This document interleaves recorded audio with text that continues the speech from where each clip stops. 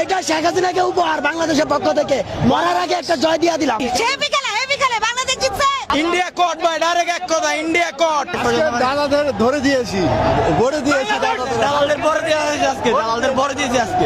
কালকেও যেমন জয় পেয়েছি আমরা রায় ক্ষেত্রে মৃত্যুদণ্ড, আজকেও জয় ভাই, এটা অর ছিল ভাই। ইনশাআল্লাহ ভবিষ্যতে হবে। ইন্ডিয়া কোর্ট খাইছে, আবার আরো 2 বার খাবে ভাই, সমস্যা নাই। বাংলার মাটিতে এটা হচ্ছে আরেকটা ঐতিহাসিক জয়। Very happy, very happy. দীর্ঘদিন পর মাঠে বসে আমাদের চিরশত্রু, আমাদের সবচেয়ে বড় শত্রু বাংলাদেশের রাজনৈতিক খেলার সকল ইতিহাসে ভারতকে আমরা ভয় ভয় মাঠে হারিয়েছি এবং আমরা এনজয় করেছি। আলহামদুলিল্লাহ পরিবার সহ এসেছিলাম, জয় ছিনিয়ে নিয়েছি।